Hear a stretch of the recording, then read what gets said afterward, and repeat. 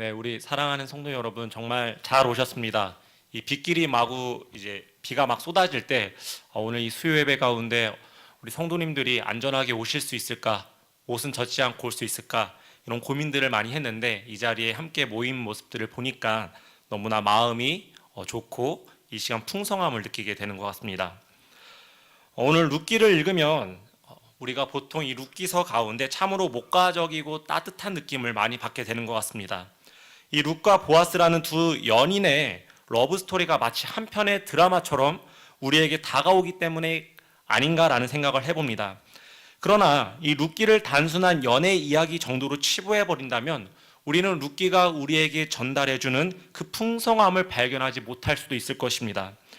룻기는 이스라엘 민족에게 하나의 낭송시였습니다. 이 유대 민족 가운데 여러 절기 중에 이 77절이 되면은 이 룻기서를 이 이스라엘 모든 민족이 함께 낭송을 하였다고 합니다. 바로 이 룻기를 낭송을 하면서 하나님의 은혜를 찬양한 것이죠. 왜요? 바로 이 이스라엘의 모든 신앙 고백이 룻기서에 담겨져 있기 때문에, 이 말씀이 바로 하나님이 주신 복음이기 때문에 이것을 그렇게 낭송했던 것입니다. 오늘 이 시간에도 우리가 함께 이 룻기서를 살펴볼 때 이 자리에 모인 우리 모두가 이 룻기를 통해서 함께 신앙 고백을 하고 하나님의 은혜를 발견할 수 있는 시간이 되기를 간절히 소원합니다. 오늘 말씀의 줄거리는 이렇습니다. 사사들이 다스리던 시대에 엘리멜렉과 그 아내 나오미 그리고 그 두 아들이 베들레헴을 떠나게 됩니다. 왜요? 베들레헴의 극심한 가뭄이 찾아와서 이 모압 지역으로 이주하려는 것이었습니다. 그러나 그곳에 오래 머물 계획은 아니었던 것 같습니다. 이 1절 후반부를 보면 여기에 거류하였다라고 기록을 하고 있습니다. 이를 원어로 이야기를 하면 라구르라고 이야기를 할 수 있습니다. 이 라구르라는 동사는 한시적인 체류를 뜻하는 동사로 쓰여진 것입니다. 그러니까 이로 보건대 엘리멜렉은 처음에 모압에 왔을 때에는 임시로 머물 계획이었던 것 같다라는 것을 우리가 추정해 볼 수 있다라는 것이죠. 그런데 2절 하반부를 보면 비슷한 어구가 나오죠. 뭐라고 이야기를 하죠? 거기 살더니라는 표현이 나오고 있습니다.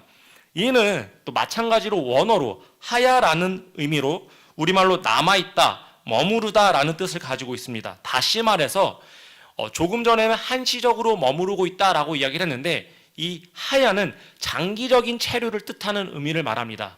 그러니까 이 엘리멜렉이 처음에는 이곳에 잠깐 머무르려고 왔다가 정착을 하기로 마음을 먹었다라는 것이죠. 충분히 이해가 됩니다. 왜냐하면 이 엘리멜렉이 갔던 이 모압 지역은 그 여러 모압 지역 중에서도 북부에 있는 고원지대였습니다. 다른 곳은 비가 많이 오지 않을지라도 이 북부의 고원지대만큼은 비가 상당히 많이 내리는 지역이었습니다. 그러니까 그 가뭄을 피해서 간 그 고원지대에 도착을 했더니 비도 많이 오고, 비가 많이 오니까 뭐가 많아요? 여러 아마 작물들이 풍성하지 않았을까 생각을 해봅니다. 이걸 봤던 엘리멜렉은 아마 마음이 좋았을 것입니다. 흡족했을 것입니다. 이곳에서 살면 우리 자식들, 우리 아내 굶어 죽이지 않고 제대로 먹이고 살릴 수 있겠다라는 생각을 하지 않았을까라는 상상을 해보게 된다라는 것입니다.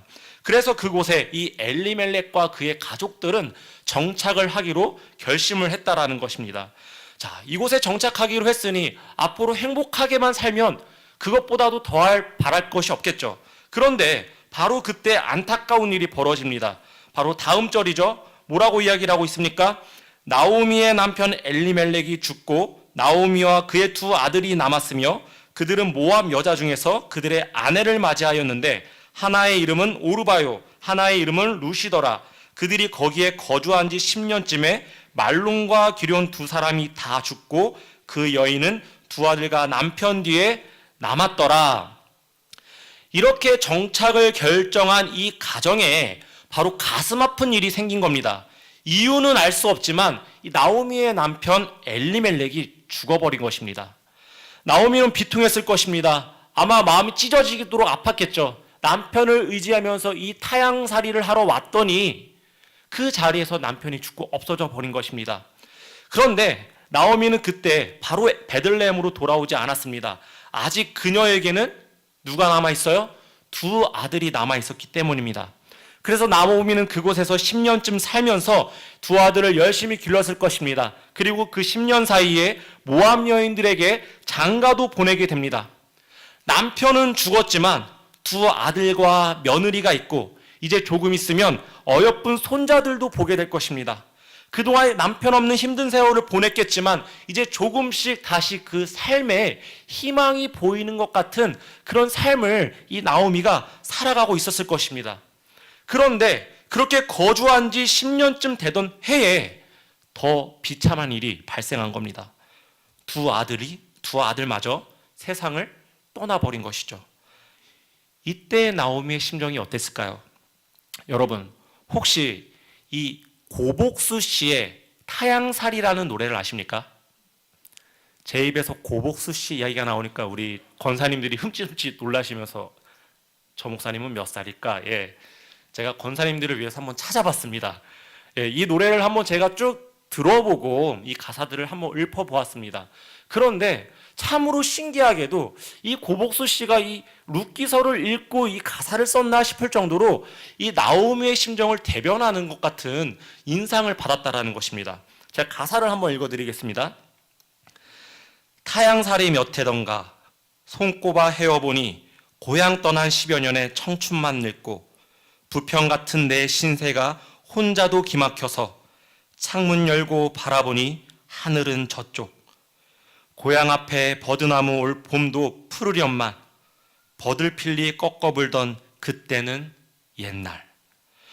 이 고향 떠난 10년, 혼자가 된 신세, 고향이 그립지만 쉽게 돌아갈 수 없게 되어버린 이 세월, 이것이 현재 누구입니까? 바로 나오미를 이야기를 하고 있죠.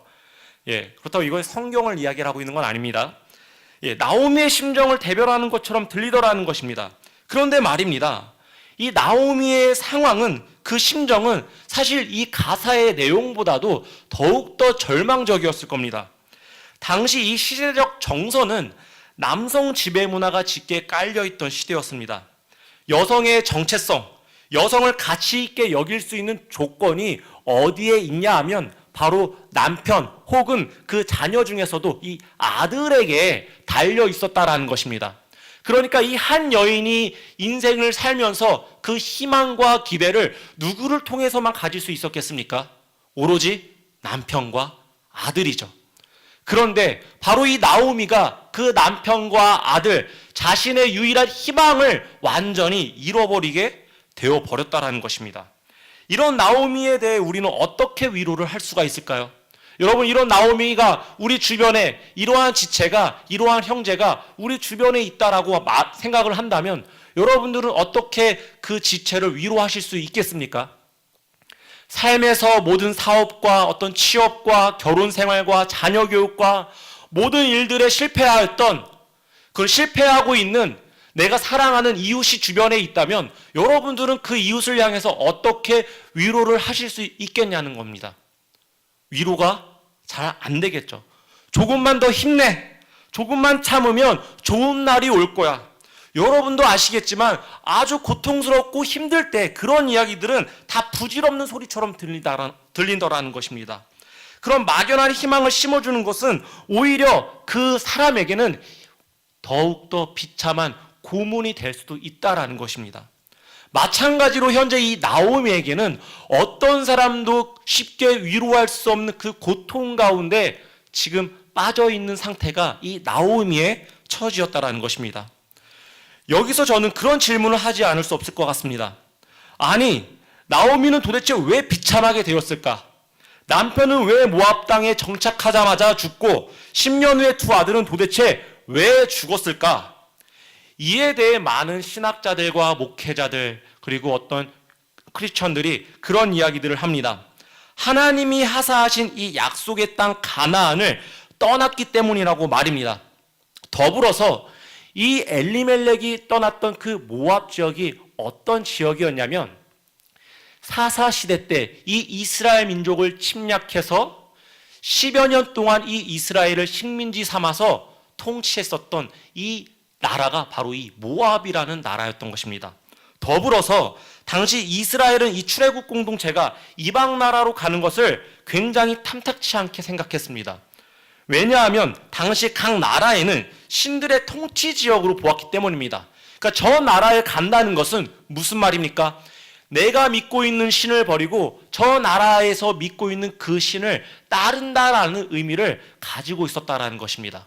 그런데 바로 이 모압에는 어떤 신? 이 그모스라는 신을 섬기고 있는 나라가 이 모압이었다라는 것이죠.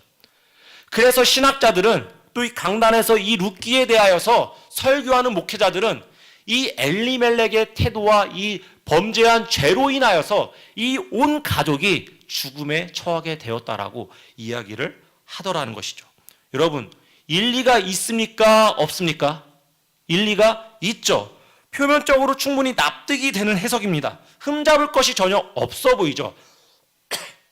그리고 저도 이러한 논리적인 해석들을 굉장히 좋아합니다. 그런데 오늘만큼은 저는 이번만큼은 이 본문에 대하여서는 이 정교한 신학적인 논리 앞에서 다시 한번 하소연하고 질문을 던져보고 싶다라는 것입니다. 여러분, 이 엘리멜렉이 베들레헴을 떠난 이유가 무엇이었습니까? 단순히 배가 고파서 먹을 것을 찾아 떠난 것뿐이었습니다. 그 배고파서 먹을 것을 찾아 떠난 것이 도대체 죄라 한다면 얼마나 큰 죄가 될 수 있겠냐라는 겁니다. 이들이 베들레헴을 떠난 이유는 그 땅에 흉년이 들었기 때문이었습니다. 단지 먹을 것이 부족한 정도가 아니었다라는 것입니다. 1장 1절에 흉년이라는 말이 나오고 있는데 이것을 원어로 쓰인 원어로 무엇이라고 이야기를 하고 있냐면 라합이라고 이야기를 하고 있습니다. 배고픔, 굶주림, 결핍이라는 의미를 이제 가지고 있는 것입니다. 이 당시에 배고픔, 결핍, 굶주림이라는 의미를 가지고 있는 여러 다양한 단어들이 있는데 그 중에서도 가장 심각한 흉년을 치는 단어가 무엇이었냐면 바로 이 라합, 흉년이라는 단어였다라는 것입니다. 그러니까 지금 이 엘리멜렉의 가족이 처한 기근은 견디고 감당할 만한 수준을 이미 넘어서 생명의 위협을 받을 만큼 극심한 상황에 처해 있는 상태였다라는 것입니다. 만약 여러분이 이런 상황에 놓여 있다면 어떻게 하시겠습니까? 자식들이 한 끼도 제대로 못 먹어서 땅바닥에 기어다니는 벌레를 잡아먹고 고운 흙을 긁어 모아서 흙파이를 만들어서 우거우거 씹어 먹는 모습들을 본다라면 어떤 부모가 그 땅을 박차고 뛰쳐나오고 싶지 않겠냐라는 겁니다. 저도 아직 자식은 없지만 만약 우리 자녀와 내 아내가 그러한 처지에 처해 있다면 저는 두말할 것 없이 한치의 고민도 없이 그 땅을 그 지역을 박차고 도망 나와서 당장 먹을 것이 있는 곳으로 우리 자녀들을 데리고 갔을 것입니다. 다시 말해서 어떻게 우리가 이렇게 필사적으로 살아가고 있는 이 인생에 대하여서 정죄할 수 있겠냐라는 것입니다. 물론 이 가족의 행동이 죄일 수는 있습니다. 그 모압 땅으로 간 것이 이 이스라엘의 율법의 근거에서 죄라고 단정할 수는 있을 것입니다. 그러나 그 죄가 정말로 이 온 가족이 모든 가족이 몰살당할 만큼 심각하고 부패하고 더러운 죄였냐라는 것입니다.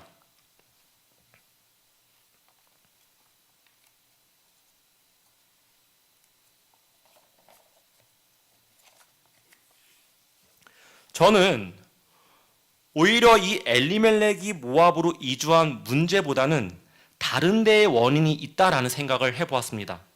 그 실마리를 바로 오늘 본문에서 발견할 수가 있습니다. 룻기의 성경 기자는 엘리멜렉의 가족 사항에 대해서 아주 단순하게 언급을 하고 있습니다. 예전에 제가 호세아 설교를 했을 때에 그 호세아서에 나오는 그 자녀들의 이름에 대해서 이 호세아 선지자가 하나하나 이름에 대해서 의미를 해석하고 있는 것을 우리는 같이 살펴보았을 것입니다. 그런데 이 룻기서에 나오는 그 아들들, 이 엘리멜렉에 대하여서는 이 룻기의 저자가 어떤 해석도 하고 있지 않다라는 것을 볼 수 있다라는 것입니다. 그리고 이 성경 기자는 어떻습니까? 이들의 행동에 대해서 그것이 옳은 것인지 그른 것인지 율법적인 판단을 하고 있습니까? 전혀 하고 있지를 않다라는 것입니다. 그렇기 때문에 우리가 그것을 우리의 추론과 예상으로 이들은 이래서 죽었을 것이다 라고 말하고 싶을지언정 성경의 기자가 말하고 있지 않다라면 우리는 거기서 한 걸음 멈춰서 이 룻기서의 기자가 진정으로 말하고 있는 것이 무엇인지를 다시 한번 살펴보아야 한다라는 것입니다. 그렇게 이 룻기서를 살펴보았더니 이 짧은 문단에서 우리가 그렇게 바라던 이름의 해석들, 또 그렇게 떠나게 됐던 배경들은 자세하게 나오지 않았지만 이 짧은 문단에 2번씩이나 강조하는 바가 있는 것을 확인할 수가 있었습니다. 그것이 무엇입니까? 바로 이 베들레헴이라는 지역명, 이 지명이 2번씩이나 언급이 되었더라는 것이죠. 그것도 상당히 자세하게 이들의 본적이 어디인지까지를 자세하게 기록해서 무엇이라고 기록하고 있습니까? 베들레헴 에브랏이라는 아주 정확한 지명 이름을 2번씩이나 언급을 하고 있다라는 것입니다. 저는 여기서 그 원인을 한번 찾아보려고 합니다. 여러분, 베들레헴 하면 우리 성도님들은 제일 먼저 떠오르는 것이 누구입니까? 바로 이새의 아들 다윗과 베들레헴에서 태어나신 예수님이 떠오르죠. 그래서 처음에 제가 아까 말씀드린 대로 룻기서를 생각하면 목가적이다라고 생각을 했는데 베들레헴이라는 단어가 우리에게 그러한 느낌을 전달을 해주는 것 같습니다. 굉장히 목가적이고 따뜻하고 풍성한 의미, 아기 예수가 탄생하신 그곳. 그런데 우리가 그런 느낌, 그런 인상을 오늘 이 룻기서에 나오는 베들레헴에 그대로 적용하기에는 무리가 있다라는 것입니다. 예수님이 탄생하신 것은 이로부터 1000년 이상이 흐른 이후에 신약 시대에 일어난 일이죠. 그렇기 때문에 이 당시에 지금 이 룻기서가 적혀 있는 이 베들레헴 지역의 그 상황들을 살펴보기 위해서는 우리 그 당시의 상황들을 정확하게 이해를 해야 된다는 것입니다. 그러면 이 시대 때 베들레헴은 어떤 곳이었습니까? 1장 1절을 다시 한번 보겠습니다. 여기에 보면 사사들이 치리하던 때라고 말씀하고 있습니다. 사사시대가 어떤 시대입니까? 이스라엘이 끊임없이 하나님께 불순종하고 우상숭배를 하며 도덕적으로 윤리적으로 타락한 혼돈의 시대가 바로 이 사사시대였습니다.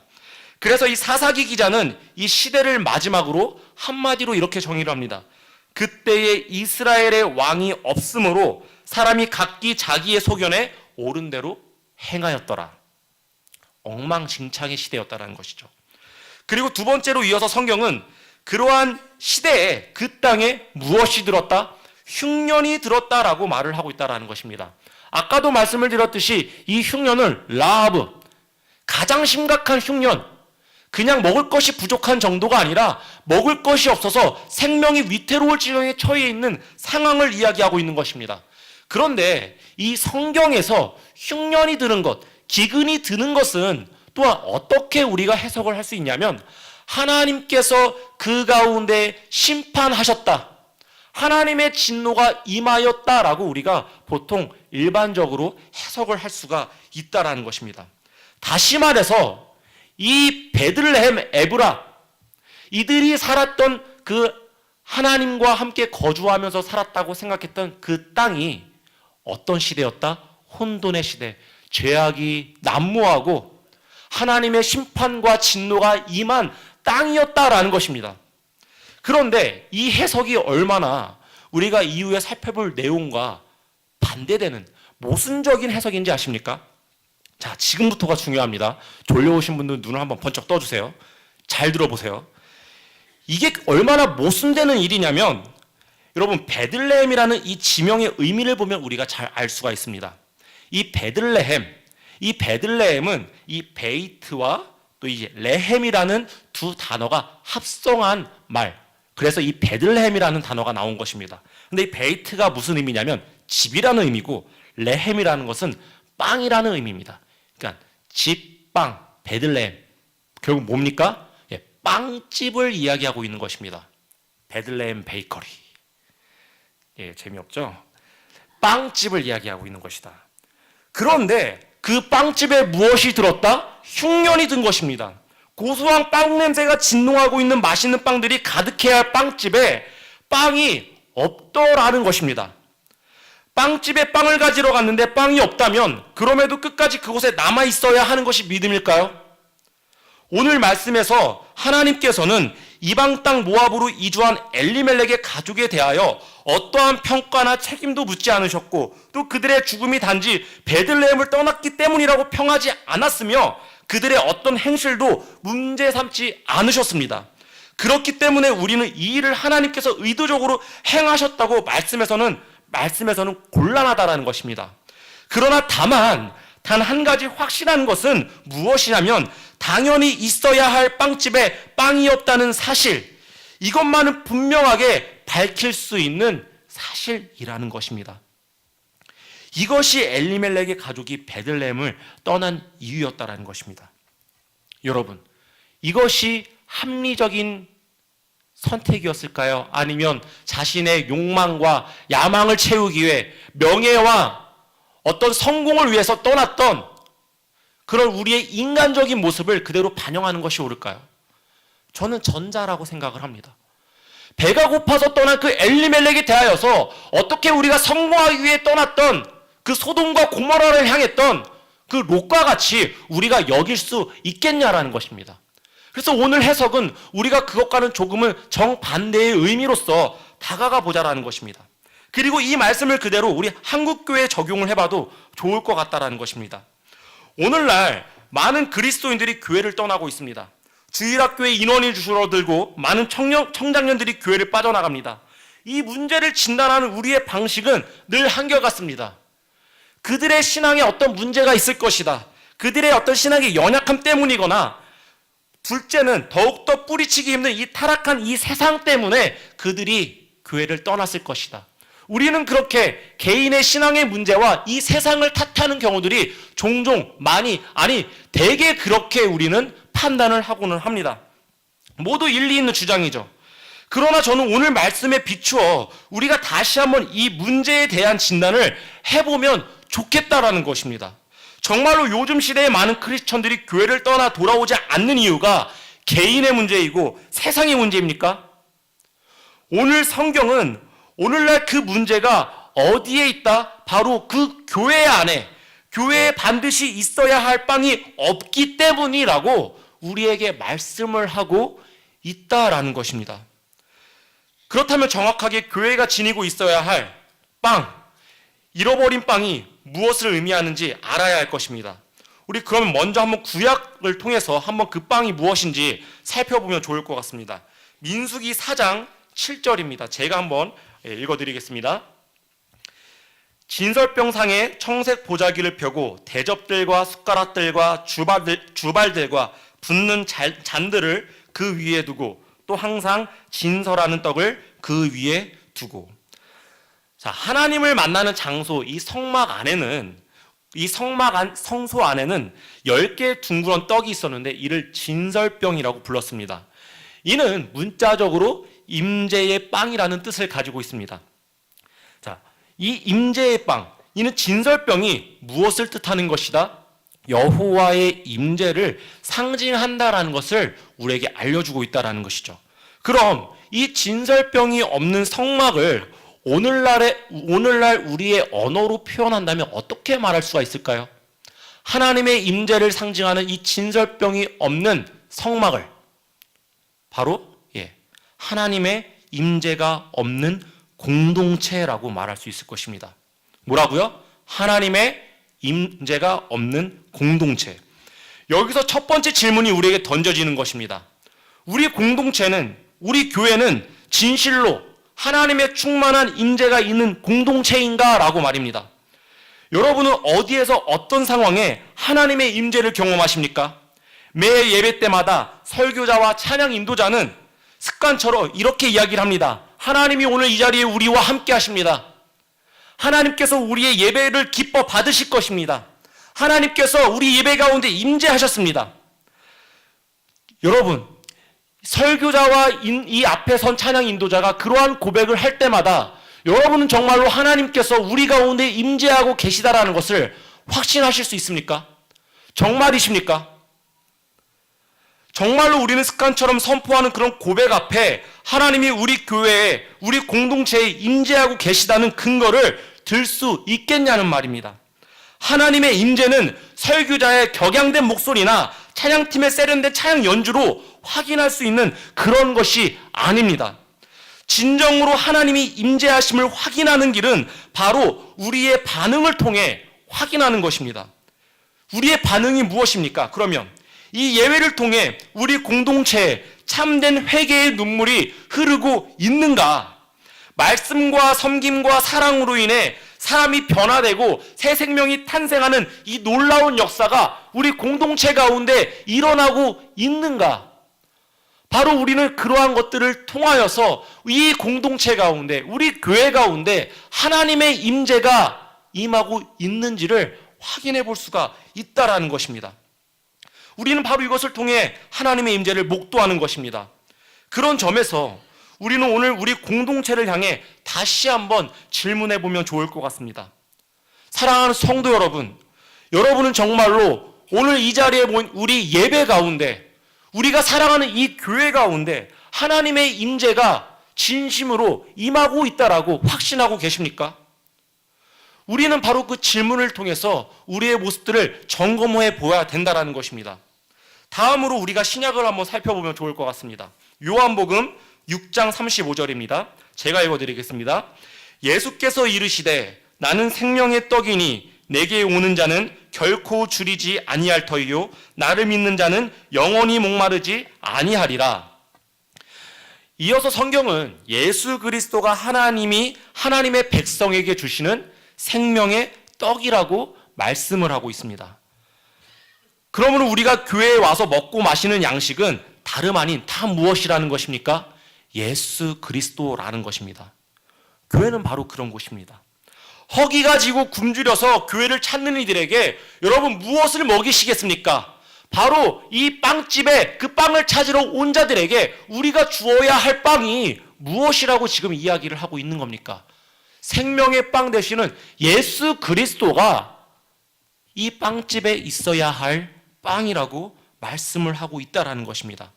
이 빵이신 예수님을 이 교회에 찾아오는 자들에게 먹이고 그 생명을 살리는 그것을 통해서 생명을 살리는 일을 하는 곳이 바로 이 교회라는 것입니다. 그런데 막상 이 교회에 다른 사람들이 찾아오면 우리는 어떻습니까? 한 걸음 뒤로 물러서기 시작을 하죠. 두려움에 떨기 시작을 합니다. 이 생명의 빵을 나눠주었다가는 그 사람들이 맛없다고 뱉어버릴 것 같은 것입니다. 그래서 계속해서 다른 것들을 먹이는 겁니다. 교회의 빵, 생명을 살리는 빵은 오직 예수 그리스도 뿐인데 그들에게 소금물을 주어서 더 큰 갈증을 주게 되더라는 것입니다. 혹은 잘 먹여주겠다고 이리저리 요리를 하기 시작을 합니다. 마치 당근을 싫어하는 아이에게 그 당근을 먹이겠다고 이 당근을 지지고 볶고 삶고 찌고 으깨고 양념을 첨가하고 다른 재료들과 섞어서 결국은 내놓았더니 당근의 형체는 알아볼 수도 없고 그 안에 모든 영양소는 파괴되어서 당근의 껍데기만 남아져 버린 그러한 예수 그리스도의 빵을 먹이고 있지는 않냐라는 것입니다. 결국 껍데기만 먹게 되는 것이죠. 많은 사람들이 요즘 세대는 교회에 관심이 없다는 말을 많이 합니다. 세상 것에 물들어 더 이상 신앙을 돌보지 않는다고 한탄을 하더라는 것이죠. 그런데 여러분, 다 이 모든 이야기들이 우리에게 사탄이 주는 거짓 진리, 잘못된 교훈들이라는 것을 저는 목회를 하면 할수록 더욱더 뼈저리게 느끼게 되는 것 같습니다. 우리 청년부를 목회하면서 이 청년부 안에서 사역을 하면서 이 청년들이 얼마나 하나님을 만나고 싶어하고 얼마나 그 빵을 먹고 싶어해서 예배에 나오고 봉사를 하고 그 모임에 어떤 모임에든 한 번쯤은 더 참여하고 싶어하는 그 갈증을 가지고 나오고 있는지를 이 두 눈으로 목격을 할 수가 있었다라는 것입니다. 그런데 그러한 청년들 혹은 그러한 성도들이 다시 그 교회를 떠나게 되더라는 것이죠. 왜요? 그들이 그 빵을 먹기 위하여 이 교회로 나왔는데 이 빵집으로 왔는데 이 빵집에는 빵 냄새는 나는 것 같은데 아무런 먹을 만한 빵이 아무것도 없더라는 것입니다. 어느 누구도 그들에게 빵을 달라고 말하지만 빵을 주지 않고 다른 것들로 소금물을 먹이고 다른 것을 먹이면서 그것으로 만족하라고 이야기를 하고 있다라는 것이죠. 그렇게 하나님을 만나고 싶어 했던 그 갈증을 가지고 있던 성도들, 한 사람, 두 사람, 그 많은 사람들은 결국 이 교회 안에서 그 갈증을 해결하지 못하고 다시 그 갈증을 해결하기 위해 어디로 떠나겠습니까? 이 세상으로 다시 나가는 겁니다. 산으로, 들로, 바다로, 세상이 말하는 거짓 엔터테인먼트와 여가 생활 속에서 그것만이라도 해내면 채워질 수 있을까 하고 결국 돌아가게 되더라는 것이죠.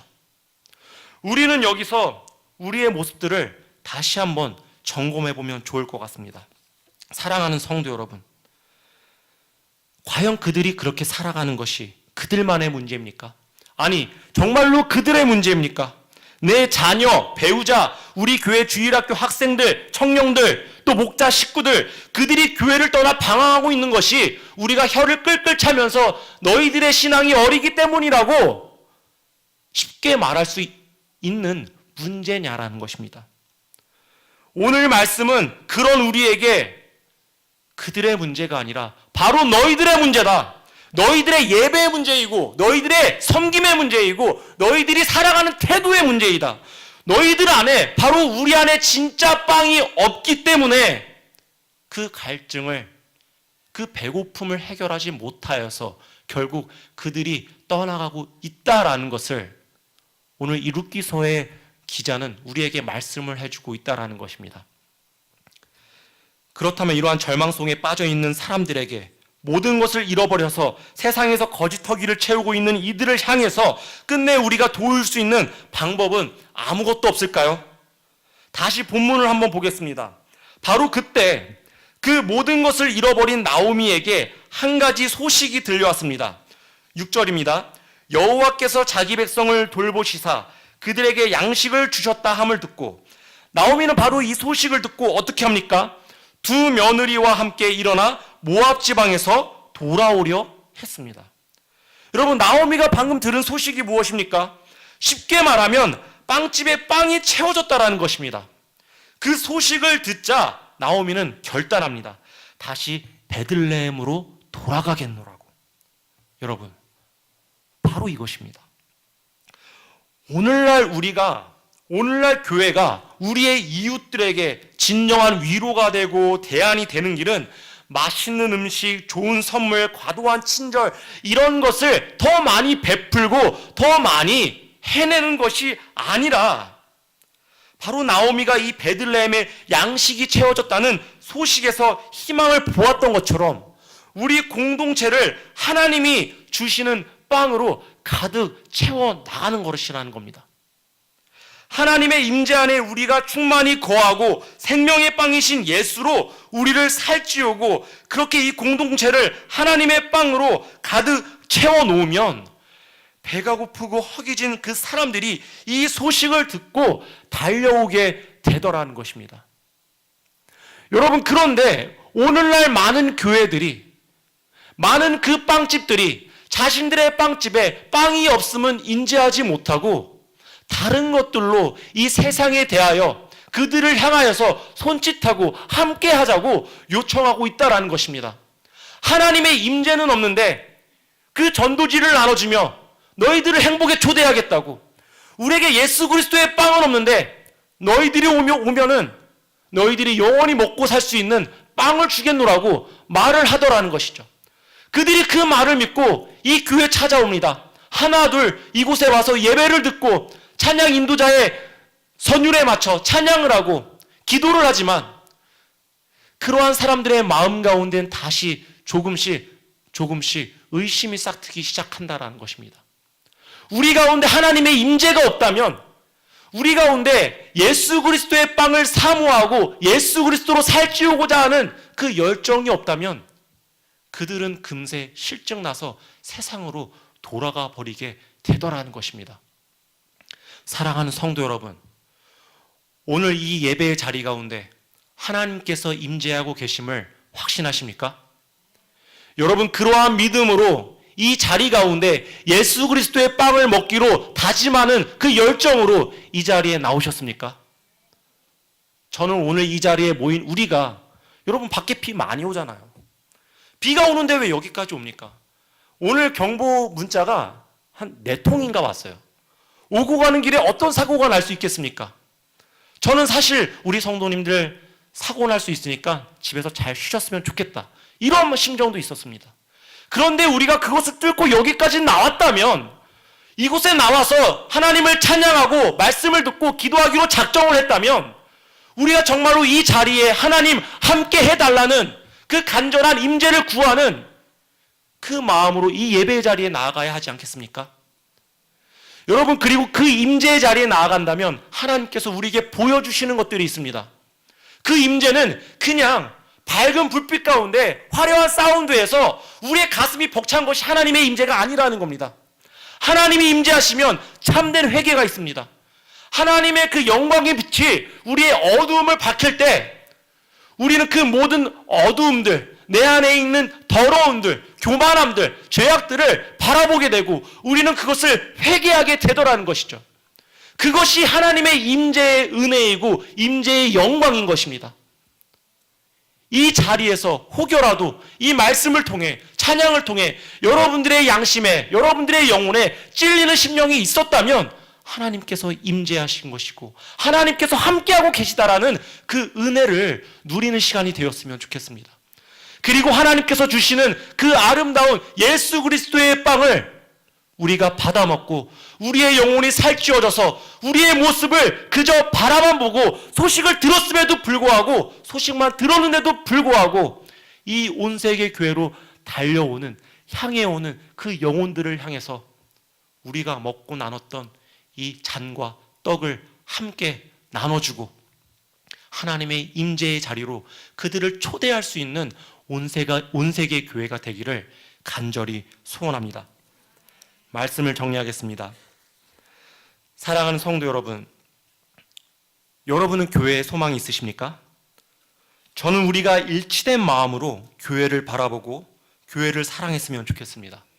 그것은 다름 아닌 우리의 예배와 우리의 섬김과 우리의 헌신이 하나님의 임재를 경험하는 자리가 되는 것입니다. 생명의 떡이 되시는 예수님으로 우리의 배를 가득가득 채워서 뜨거운 생명력을 지키고 살아가는 것입니다.